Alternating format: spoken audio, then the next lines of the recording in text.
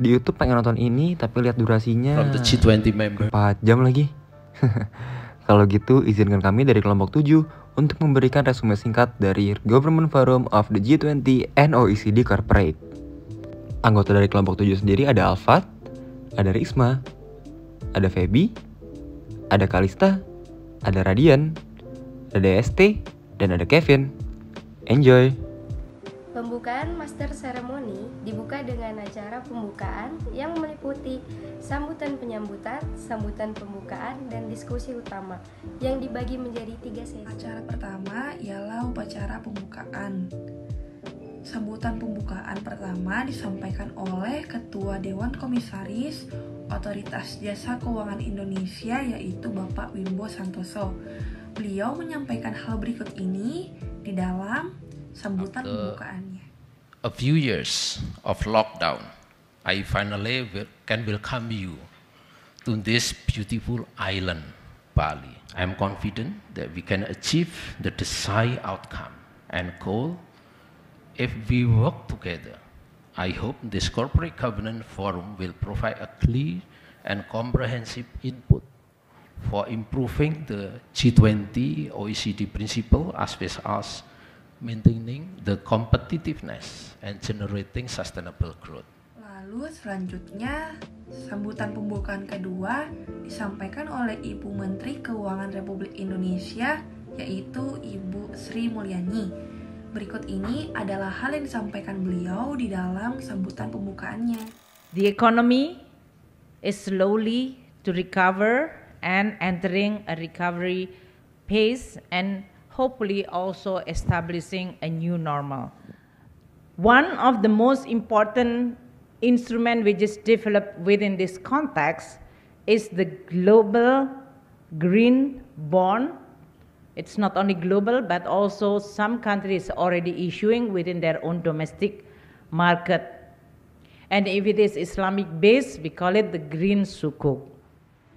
Selanjutnya adalah sambutan pembukaan dari Jenderal OECD Mr. Matthias Cormann. Berikut adalah isi dari sambutan beliau.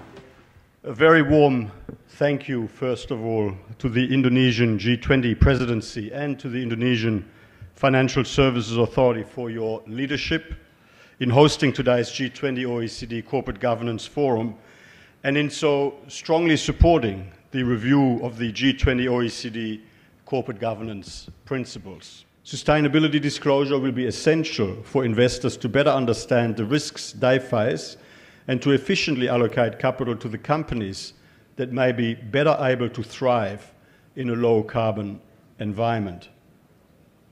With shareholder accountability becoming a driving force for changing business practices, company boards clearly need to take account of the interests of all stakeholders. We will need consistent, comparable, and reliable disclosure standards on sustainability information. Yang terakhir adalah sambutan pembukaan dari Menteri Keuangan Jepang, yaitu Mr. Sunichi Suzuki. Berikut ada isi dari sambutan pembukaan beliau. Also appreciate the warm hospitality extended by the people of Indonesia.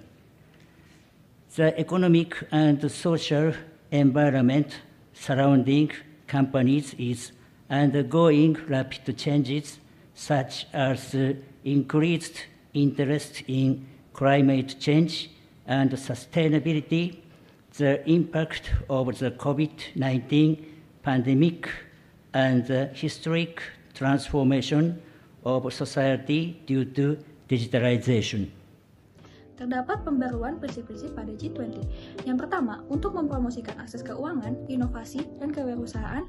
Yang kedua, untuk menyediakan kerangka kerja. Yang ketiga, mendukung keberlanjutan dan ketahanan sektor korporasi.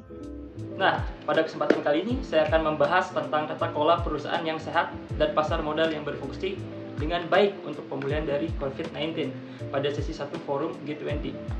Dengan perwakilan negara, yang pertama ada Carmen Di Oya sebagai moderator, yang kedua ada Andi Baukol sebagai Sekretaris Internasional Amerika Serikat 3, yang ketiga ada Alessa Rivera, Direktur Jenderal Pembendaraan Itali, dan yang terakhir ada Justin Septiano sebagai Wakil Komisaris Pengawasan Pasar Modal OJK. Dalam sesi kedua, Topik yang dibahas adalah peran perusahaan tata kelola dalam meningkatkan keberlanjutan dan ketahanan dunia usaha. Pembicara pada sesi berikut ini, yang pertama ada Masyita Kristalin, menjabat sebagai penasihat khusus Menteri Keuangan untuk kebijakan makro dan fiskal Indonesia sebagai moderator dalam topik ini. Lalu yang kedua ada Alice Carr, menjabat sebagai Eksekutif Direktur Kebijakan Publik dari Keuangan Glasgow. Yang ketiga ada Gabriela Figueiredo Dias, menjabat sebagai Ketua Standar Etika Internasional Dewan. Yang keempat ada Marco Aurelio dos Santos Roca, menjabat sebagai Sekretaris Internasional Ekonomi Brazil. Thank you very much. I believe we still have 45 minutes, so hopefully we can cover 2 rounds of questions if everybody keep in the 3-minute space. We've created a sort of voluntary arrangement, but with some guide rails. And what they've committed to, essentially, is to transition their financed emissions, so the real economic activity that they finance, to net zero by 2050 and to achieve 50% decarbonisation by 2030. We are discussing how better corporate governance improves corporation access to finance, how this may help improving sustainability, but we also know that we are discussing this in the context of a trust crisis.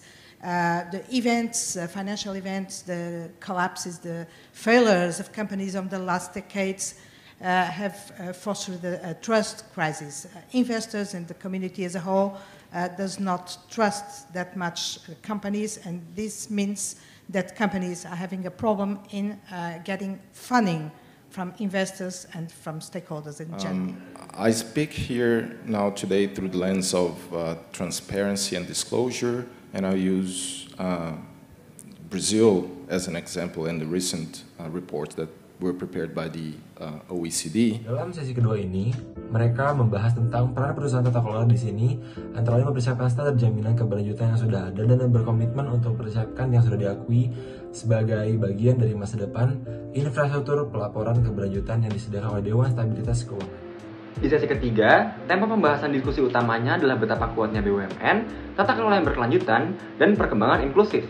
Dibandingkan dengan sesi kedua atau sesi pertama, sesi ketiga juga gak kalah menarik, karena di sana ada pembicaranya juga. Yang pertama ada Rabin Hattari, dia sebagai Asisten Menteri Perindustrian dan Kementerian BUMN Indonesia. Rabin Hattari juga bekerja sebagai moderator di sana.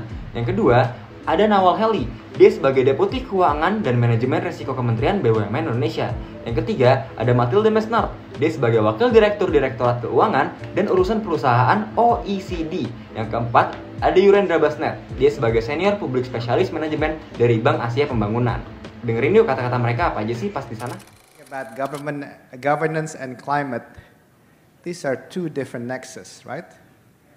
And governance is something that, as indicated by Vice Minister Tico, is something that has been pushed. And transparency standards are set out in our OC guidelines on corporate governance of state and enterprises. And I will highlight some priorities to our view that are based on all the experience we have discussing with many different countries, including emerging economies countries. One of the first priorities is the centralization of the ownership function, because it is a strong driver in the development of corporate governance requirements. OJK rule, very compliant, etc. And we have SOEs that are not public and not governed by OJK. So the standard of disclosure and reporting across SOEs were so broad. That's challenge number 1. Challenge number 2, and I address this, it's probably, I'm coming from a planning as well. I address this in the complexity and the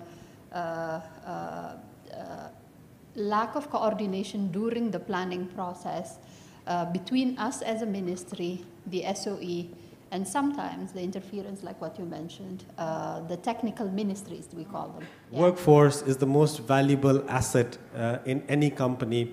They are the ones that generate the value. So therefore, a successful performance evaluation and management system, in our view, would be one where the workforce is being able to upskill and reskill, as Partiko's slide mentioned, to as Ibu Nelly said, clear risk corridors to take the decisions that they are entrusted to take. Jadi dari pembahasan yang sudah dibicarakan sama pembicara, intinya apa sih?